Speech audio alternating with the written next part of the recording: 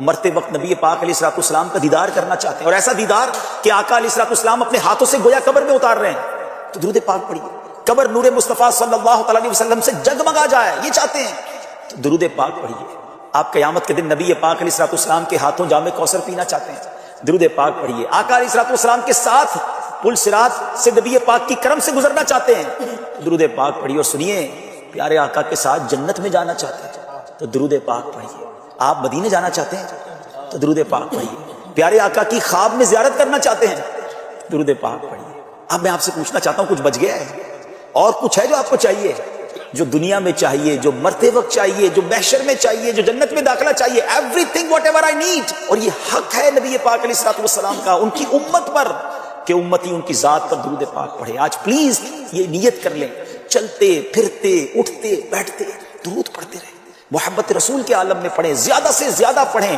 آپ یقین کریں، اگر آپ برڈن میں ہیں، آپ ٹینشن میں ہیں، آپ پرابلم میں ہیں، آپ درود پڑھیں، اپنی آنکھوں سے آپ دیکھیں گے آپ کا برڈن ریلیز ہو رہا ہے، آپ کی صحت ٹھیک ہو رہی ہے، آپ کی پرابلم سالو ہو رہی ہے۔ درود پاک آپ کی مشکلوں کو لے جائے گا، ختم ہو جائیں گے۔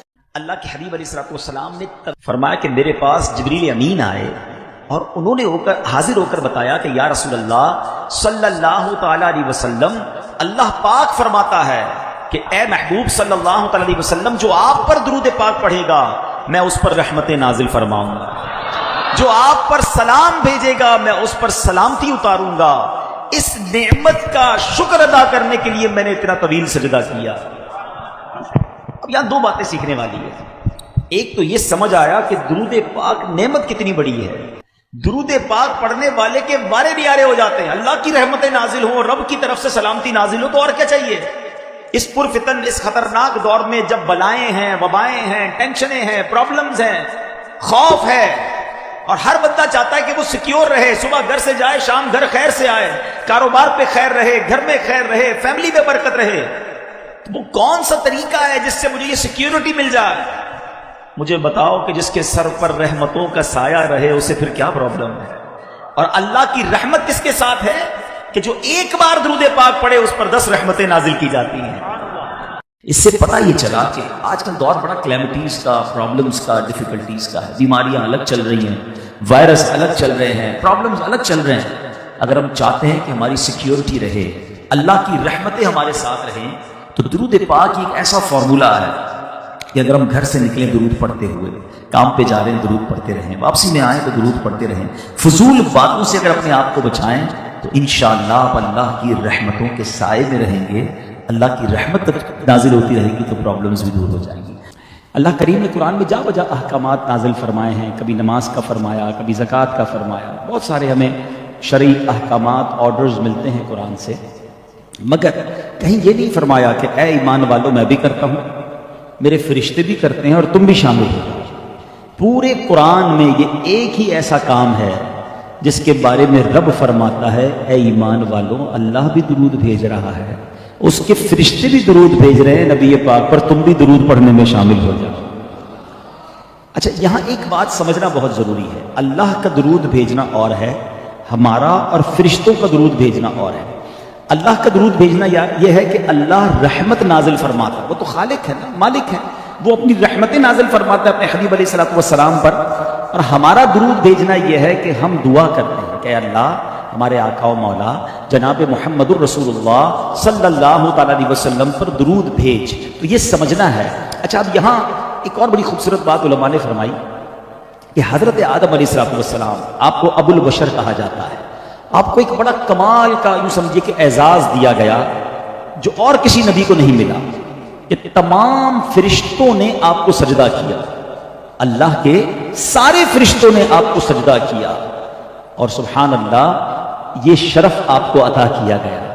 اب یہاں علماء کہتے ہیں کہ حضرت آدم کو واقعی یہ مقام ملا کہ سارے فرشتوں نے سجدہ کیا، مگر یہ سجدہ ایک ہی بار کیا گیا۔ اور ایک اور تفسیر میں تو یہ بھی لکھا کہ دراصل یہ سجدہ جو تھا نا، حضرت آدم کی پیشانی میں نور مصطفیٰ چمکتا تھا، یہ سجدہ نور مصطفیٰ کو پہنایا گیا تھا، لیکن اس کے باوجود یہ سجدہ ایک بار ہوا۔ اور میرے آقا کی شان یہ ہے کہ صرف فرشتے نہیں، اللہ بھی نبی پاک پر درود بھیج رہا ہے، اور ایک بار نہیں، یہ نہیں کہا قرآن نے کہ اللہ اور اس کے فرشتوں نے ایک بار درود بھیج دیا، اے ایمان والو اب تم درود بھیجو. نہیں، تھوڑی سی عربی گرامر جانتے ہیں وہ جانتے ہیں یہاں لفظ استعمال ہوا یصلون، اس کا مطلب یہ ہے کنٹینیو، مسلسل ہونے والا کام. تو سبحان اللہ، یہ اللہ اور اس کے فرشتے مسلسل درود بھیج رہے ہیں، اللہ مسلسل رحمت نازل فرما رہا ہے. اب سچی بات یہ ہے کہ ہمارے آقا کو ہمارے درود کی حاجت نہیں ہے. جس نبی علیہ الصلوۃ والسلام کی بارگاہ میں خربوں بھی تھوڑے ہیں. ہاں، فرشتے کتنے ہیں ہم کاؤنٹ ہی نہیں کر سکتے. ہاں، یہ خود قرآن میں رب عز و جل نے ایک جگہ خوب ارشاد فرمایا. اللہ فرماتا ہے وما يعلم جنود ربك الا هو. اللہ فرماتا ہے اللہ اور تیرے رب کے لشکروں کو اس کے علاوہ کوئی نہیں جانتا. اللہ کے لشکروں کو، اور پھر فرمایا فرشتے اللہ کا سب سے بڑا لشکر ہے. ساری کائنات میں جو سب سے بڑی کوانٹٹی میں اگر کوئی مخلوق ہے نا تو وہ فرشتے ہیں. میں نے پہلے بھی کئی بیانات میں یہ ایک کیلکولیشن بیان کی ہے، آج پھر بیان کرتا ہوں تاکہ ایمان تازہ ہو اور اندازہ ہو کہ میرے آقا پر ہر لمحے ہر آن کتنے درود بھیجے جا رہے ہیں. اللہ مجھے بھی درود پاک کثرت سے پڑھنے والا بنائے، آپ کو بھی درود پاک اور زیادہ پڑھنے کی توفیق دے. ایک ٹپ بھی دے دیتا ہوں. تقریباً آپ جتنے لوگ ہیں، آپ میں سے کئی لوگوں کے جو واک کرتے ہیں، ٹھیک ہے نا، اپنی صحت کے لیے اچھی چیز ہے، واک کرنی چاہیے. لیکن اگر آپ اپنے واکنگ ٹائم کو درود ٹائم بنا لیں، اپنے واکنگ ٹائم کو ذکر ٹائم بنا لیں، جہاں بھی واک کرتے ہیں، چاہے آپ ٹریڈ مل پہ کرتے ہیں یا کسی پارک میں جا کے کرتے ہیں، جب بھی واک کریں آپ شوز پہنتے ہی ہوں گے، ساتھ ساتھ تسبیح بھی لے لیں. اس واکنگ میں اور کیا کرنا ہے آپ نے. لیکن اگر آپ چلتے چلتے درود پڑھ رہے ہیں اس کے دو فائدے ہوں گے. ایک تو ایک پرٹیکولر اچھی تعداد میں درود آپ پڑھ لیں گے، دوسرا جدھر جدھر چلتے ہوئے جائیں گے وہ ساری جگہ آپ کے درود پڑھنے کی گواہ بن جائے گی. کلمہ پاک بھی پڑھ لیں، اللہ کا ذکر بھی کر لیں. کچھ آپ تعداد طے کر لیں گے، اتنی تسبیح میں نے کلمہ پاک کی پڑھنی ہے، سبحان اللہ کی پڑھنی ہے، الحمدللہ کی پڑھنی، درود کی پڑھنی، 30 minutes 40 minutes what ever time جو آپ واک کر رہے ہیں، اگر اس کو درود ٹائم اور ذکر ٹائم بنا لیں.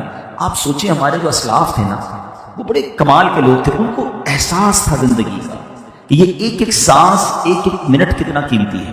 ایک بزرگ کے بارے میں آتا ہے وہ جدھر سے گزرتے تھے نا اللہ کا ذکر کرتے ہوئے گزرتے. ایک بار کسی سڑک سے گزرے، دوبارہ گزرے وہاں سے، کسی نے کہا ابھی تو آپ گئے تھے، کہا میں سڑک سے گزرا تھا مگر اللہ کا ذکر کرنا بھول گیا تھا. میں چاہتا ہوں کہ زندگی میں جہاں جہاں سے گزروں وہاں رب کا ذکر کرتے ہوئے جاؤں، وہ ساری جگہ میرے اللہ کے ذکر کی گواہ بن جائے. اور یہ اتنا ایفرٹ لیس نیکی ہے. ذرا مل کر کہیے سبحان اللہ، اب کہیے الحمدللہ، اب کہیے اللہ اکبر. کتنی دیر لگی؟